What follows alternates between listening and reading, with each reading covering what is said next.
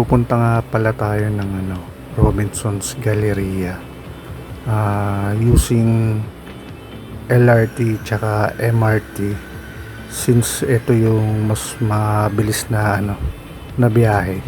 May signing event nga pala si Sir Harvey tsaka Kevin Tolibao dun sa Ortigas Galleria. So punta tayo doon, on the spot bibili rin tayo ng Spawn, King Spawn tsaka Rat City, then papasay natin sa kanila.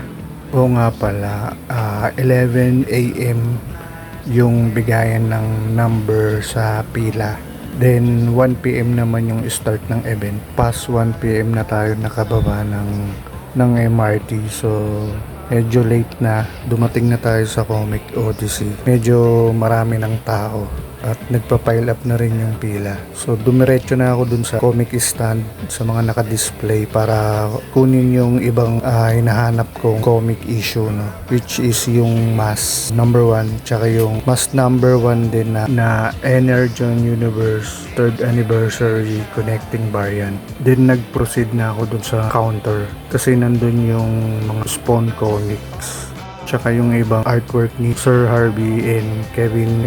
May kita kang Invincible tsaka Battle Beast yata.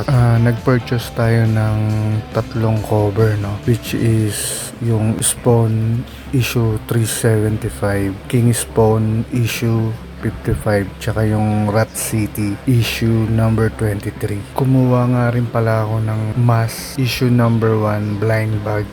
I-open ko na rin dito yun kasi may cover variant si Sir Harvey, baka ma-jackpotan natin. So after natin magbayad sa counter, dumiretso na ako sa pila. Meron nga pala sila ditong tigwa 100 na issue ng comics. Very excited nga pala ako sa event na to. This is my first time na magpapapirma sa artist sa isang event. Nakaka-excite, lalo na Spawn cover yung mga artist na pipirma.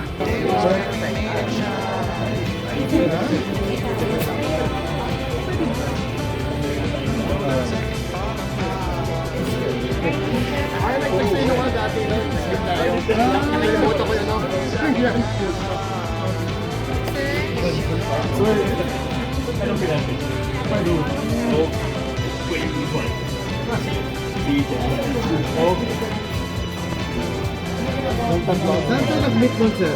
Dito tayo sa pero hindi mo ito nadala.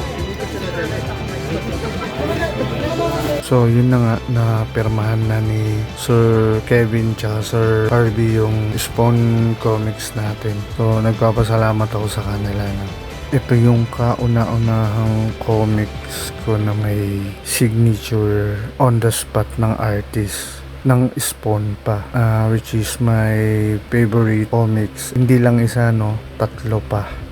It's a milestone para sa akin bilang comic collector. Wala ka nang makikita ng ganyan. Grabe na yan.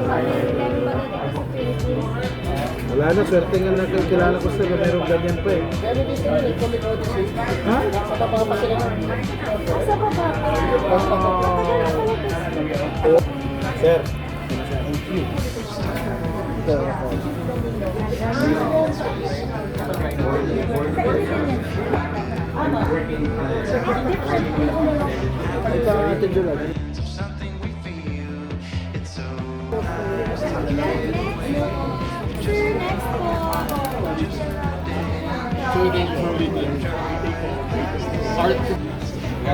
Galing-galing na yung pagka-design eh. Yung nakakatuwa eh. Such an honor naman yun, sir. Oo, grabe. Parang naging doon naman yun. Hindi ko marang very marami din ako okay lang. Thank you, sir.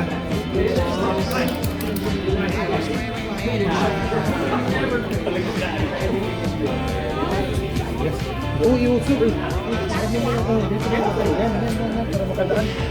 I-open nga pala natin yung Mask na blind bag, Mask issue number 1. dito sa event. Gaya ng sinabi ko kanina, baka matsambahan natin yung cover variant ni Sir Harvey para diretso papirma na rin natin. So sana sana makuha natin.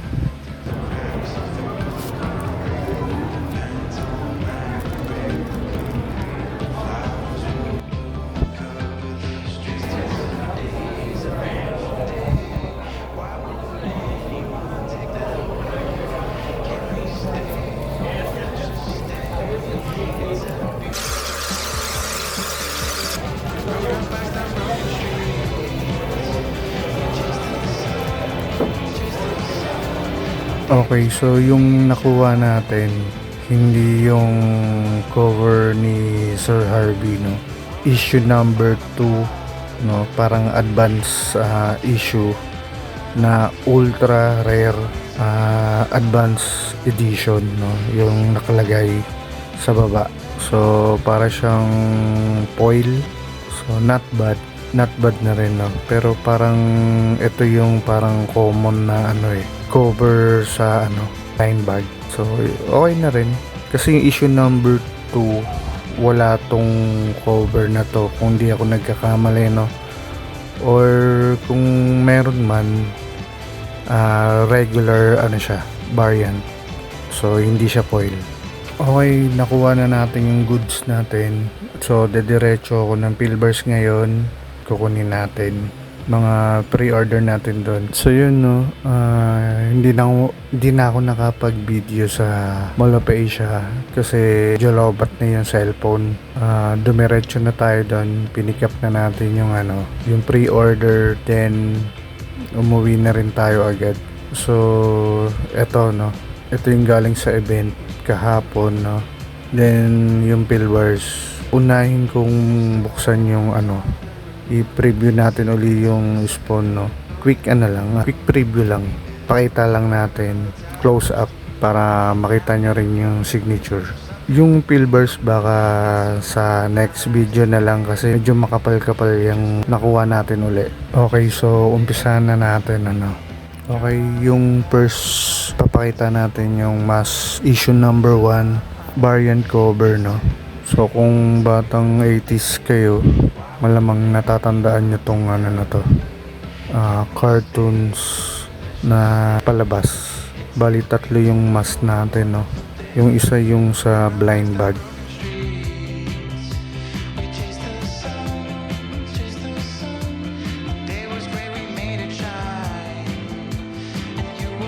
Next one, yung eto nga, no, yung mass issue number 1 blind bag edition. So, na-open na natin to dun sa event. Nagbaka sakali kasi tayo na na cover ni Sir Harvey yung makuha. So, para diretso pirma na rin sana, no. Pero iba yung nakuha natin.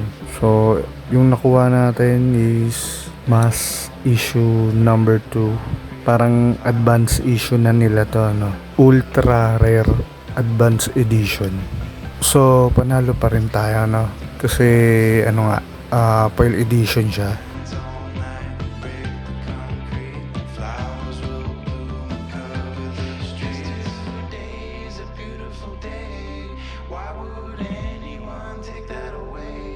Sunod natin yung mass issue number 1 pa rin, Energon cover variant.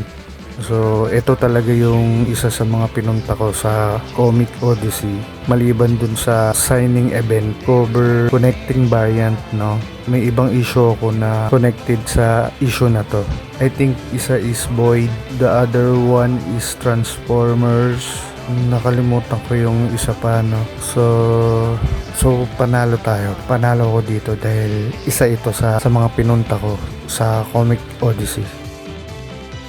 Then next one, yung signed Spawn comic issue, no. Rat City, Spawn, tsaka yung King Spawn.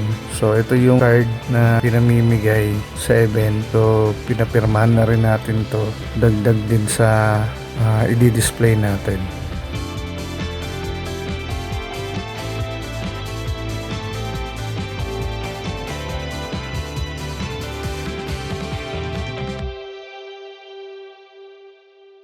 Okay, yung una no, yung Spawn Universe na Rat City, issue number 23, pirma ni Sir Kevin, nasa kanan. Then yung kay Sir Harvey, ang ganda ng cover na to, futuristic no, yung kanyang design. Part ng Spawn Universe tong title na to no, na Rat City. Storms on the roof, secrets whispered, bulletproof. We build worlds out of steel. Now they're ruined. Next one natin is King Spawn, issue number 55. Grabe yung cover no, yung art, ang ganda. Pero mukhang mas maganda yung yung sketch cover. Medyo nangihinayang ako dun. Nasa gilid yung signature ni Sir Harvey tsaka ni Sir Kevin. Thank you sir. Ganda nung art no. Yung face ni Spawn, parang burger face yata tawag dyan. Then may ulo nung kalaban niya no. Sino kaya yan? Wow, ang ganda. Yung mukha pa lang ni Spawn no.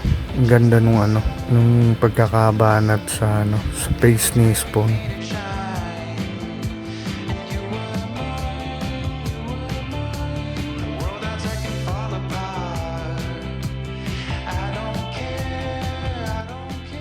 Next one is of course yung Spawn issue number 375. Another great cover by Sir Kevin and Sir Harvey. Yung glowing green eyes niya no, ang ganda. Then yung kadena. Flowers will bloom and cover the streets. Don't forget what's beneath the concrete. It's coming through the cracks and through the concrete. We can dance all night, break the concrete. Flowers. Look at that. Wow. I'm glad no na pumunta dun sa event na yon at makapagpapirma kina Sir Kevin and Sir Harvey.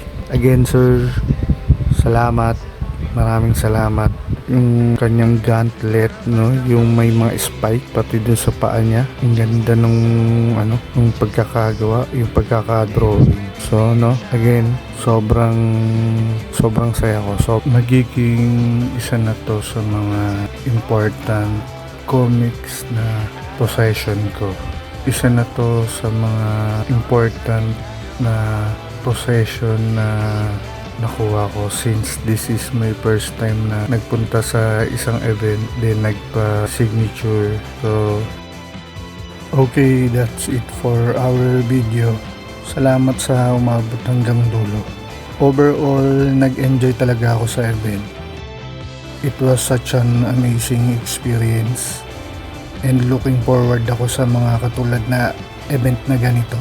Ang ganda ng mga issue cover no. Although nanghihinayang ako sa sketch variant kaso nga may pipick upin kasi tayong comics sa Pilbars that day no sa MOA. So budgeted talaga tayo. And really loving Comic Odyssey. Yung display ng comics nila, makakapili ka talaga. Lalo na pag may na-miss kang mga issue. Malayo lang talaga ako. From South pa kasi tayo. Abangan nyo yung Pilbars haul natin no, sa susunod.